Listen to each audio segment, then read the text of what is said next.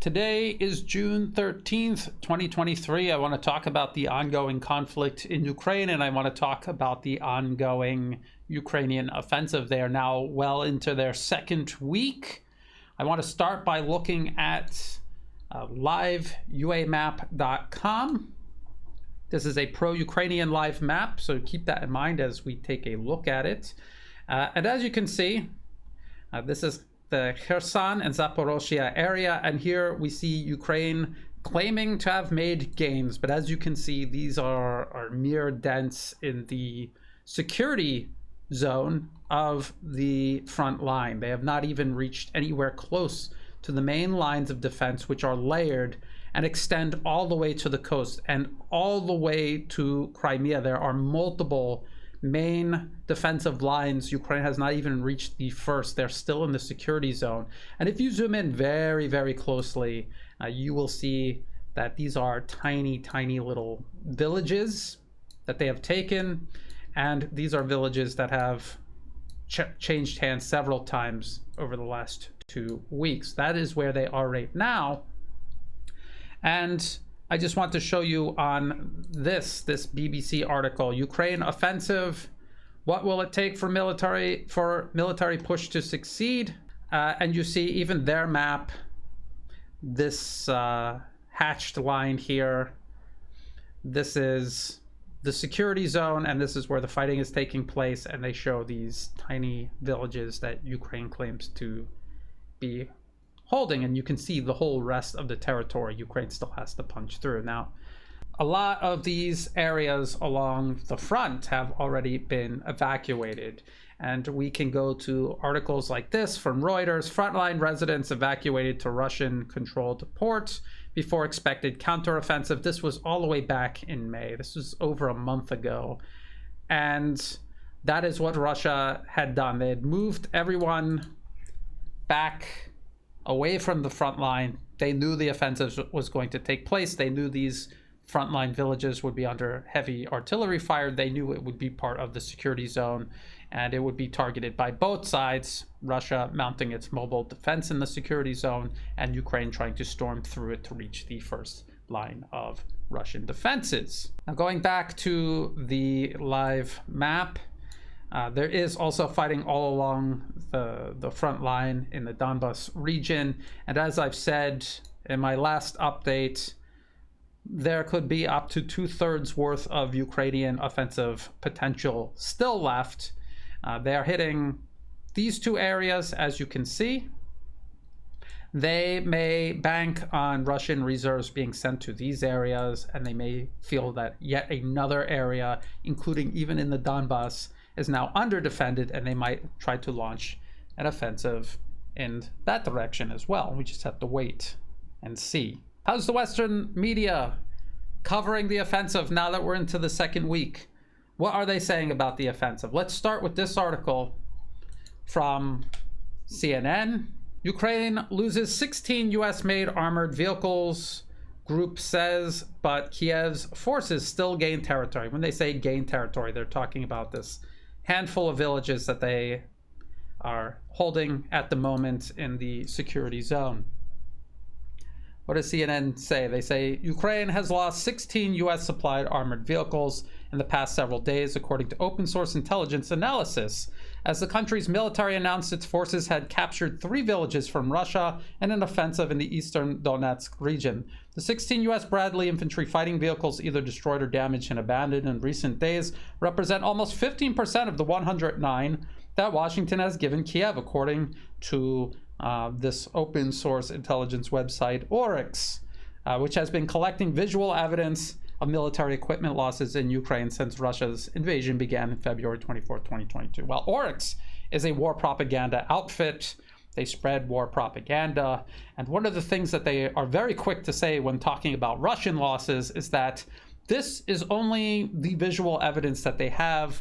If this is how much visual evidence they have, 16 lost Bradleys, then surely there are many, many more that they don't have visual evidence of, but have also been destroyed. Now, 16, that's more than a company's worth of these armored vehicles. 15% is probably more than 15%. They're talking about pictures. Let's go back to the article. They're talking about pictures like this, which I went over in my last update. These are Bradleys. This is a Bradley. That is a Bradley. And these were all in a field with many more around them. They were disabled or destroyed from mines, and then follow-up attacks from Russian forces on the disabled vehicles to make sure they're not recovered. I have seen many, many more videos other than that. I have seen video footage of Bradleys being destroyed by Ka-52 attack helicopters, several by different types of drones, these FPV, first-person view drones, and Lancet drones, essentially suicide drones, kamikaze drones, also anti-tank guided missiles, and even a Bradley destroyed by a Russian tank at about 1,300 meters away. And in that footage, you can see the infrared sights that the Russian tank has. And Ukraine was attempting to storm a lot of Russian positions at nighttime, hoping that Russia simply didn't have night vision, which is something the US did during its invasions of Iraq, both Desert Storm and the 2003 invasion. Iraq did not have night vision, and they were able to destroy huge quantities of tanks without suffering any losses at all, because they had night vision, they had infrared, and the Iraqis didn't. Well, Russia has infrared, so that's not going to work this time. Clearly, it's not working this time. CNN admits, when Washington announced in January it would supply Bradleys to Ukraine, CNN military analyst James Spider Marks, a retired general, said the Bradleys would need the right mix of other abilities, including air support, long-range artillery, and incisive intelligence. A single piece of equipment like the Bradleys is wonderful, but it needs to be used in conjunction with all of these other enablers, he said at the time. And of course, Ukraine doesn't have any of these enablers. They have no air cover. They don't even have air defense at this point. Their long-range artillery is minimal. They've lost huge quantities of the actual artillery pieces, both towed and self-propelled. They also have a severe artillery shell shortage that cannot be rectified, and they cannot compare to the firepower Russia has available to it. And this is exactly why Ukraine is forced to organize its offensive in this manner in the first place. They have to storm across open territory, close into Russian positions, and hope that there's enough of their force left as they close in to inflict enough losses on Russian forces to compel them to leave.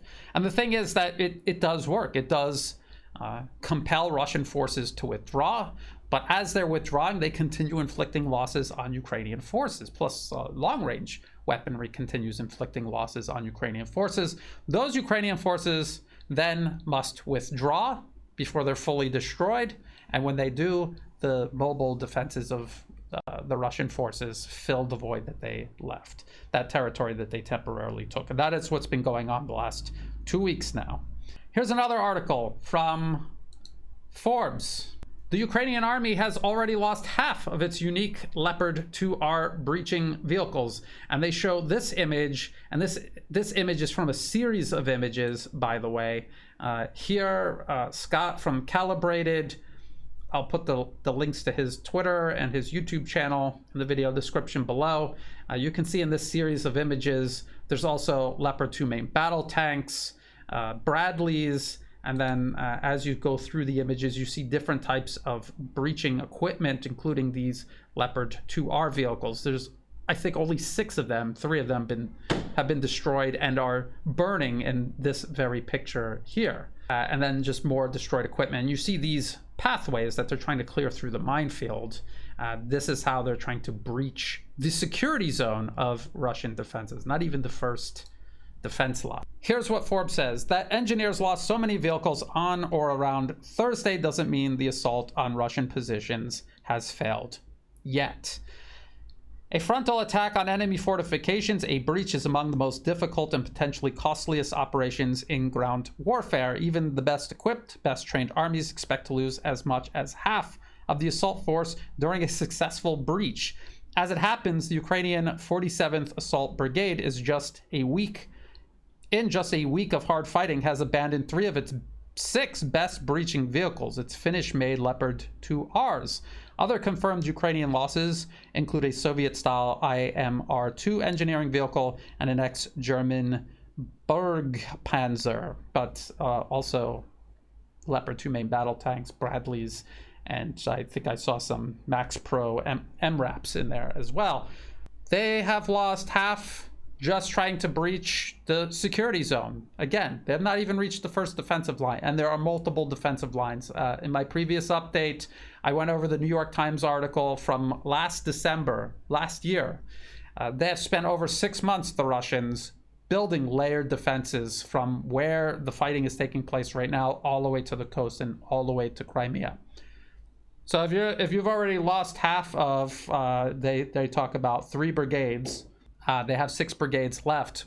Who thinks that this is sustainable, that they're going to reach the coast? And even if they reach the coast, what are they going to do then? What are they going to use to hold that from a Russian counteroffensive?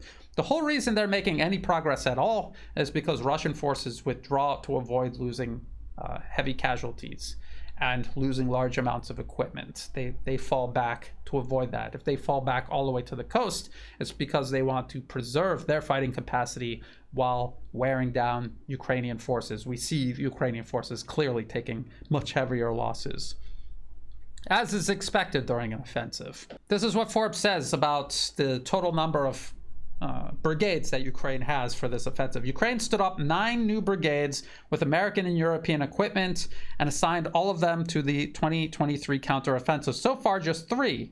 33rd Mechanized Brigade, 47th Assault Brigade, and 37th Marine Brigade have joined the fight. The 6 other new brigades, including units with ex-Polish PT-91 tanks, which is like a T-72 variant, ex-British Challenger 2 tanks, which they have a very small number of, and they are no more capable than these Leopard 2s that are burning in heaps on the battlefield right now, and ex-American Stryker infantry fighting vehicles. These Strykers are even more lightly armored than the Bradley, less survivable, and because they're wheeled, will have other unique problems that a tracked vehicle will not have, trying to cross some of these obstacles and just the terrain itself. Apparently are waiting for the lead brigades to open gaps in Russian lines, at which point they'll attack and exploit the gaps, which, okay, great. You breach the security zone, you've got this gap, you exploit it, then these 6 of 9 brigades are going to run into the first several defensive lines, and the exact same thing is going to happen to them.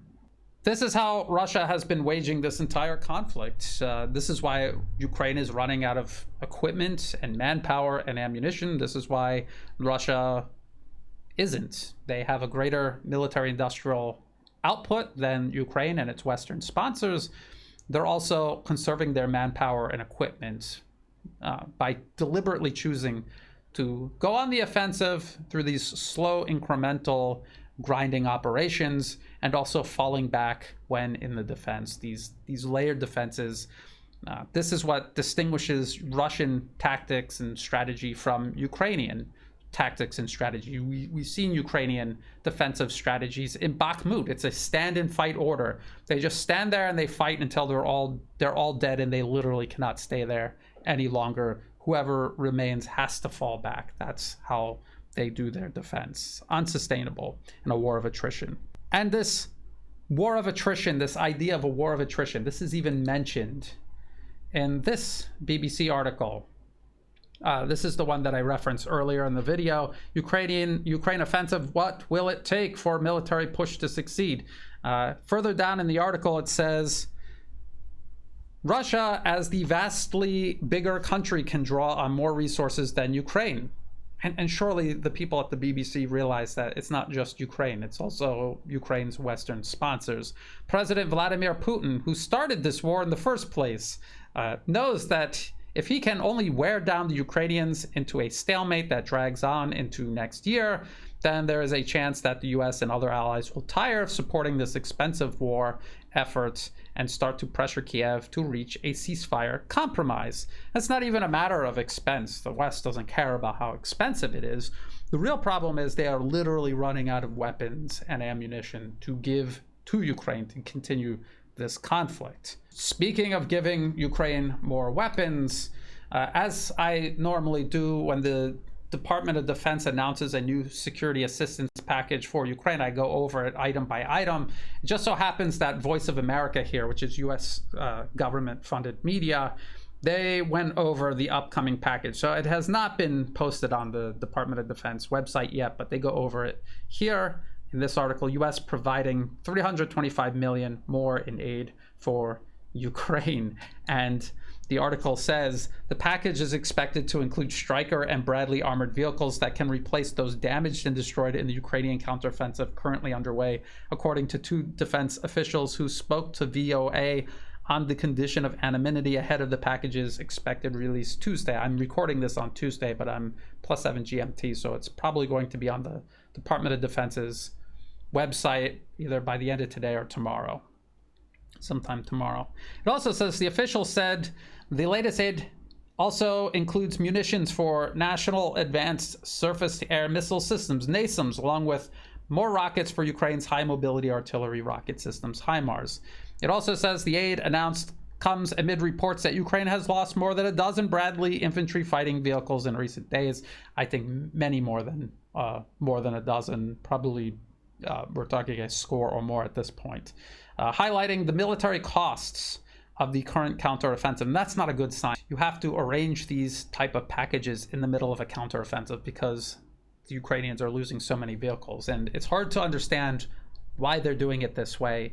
Why, if they anticipated heavy losses, and they should have anticipated heavy losses, why didn't they just give them more Bradleys to begin with?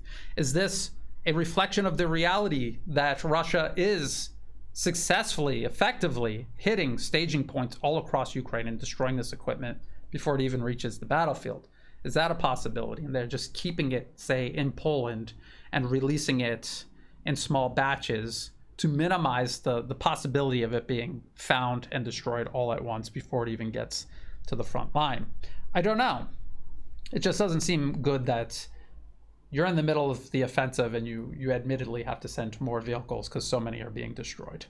The article admits a senior military official speaking to Voice of America on the condition of anonymity to discuss security matters said the Ukrainian counteroffensive would probably not be as dramatic as some people expect, but still would be carried out deliberately and effectively by targeting Russia's ability to control its defenses in Ukraine, whatever that means. Russian forces have spent months heavily fortifying their positions inside Ukraine, making Kiev's counteroffensive even more difficult to execute.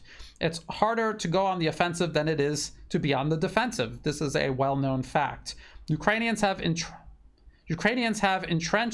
dug in Russian forces with minefields in front of them. That's about as hard as it gets in warfare. And it's not just one line of Russians with minefields ahead of them. It is, again, it is multiple layers of defenses. I just want to show people once again this New York Times article from December 2022. Defenses carved into the earth, and they show, you can see the lines of defenses here.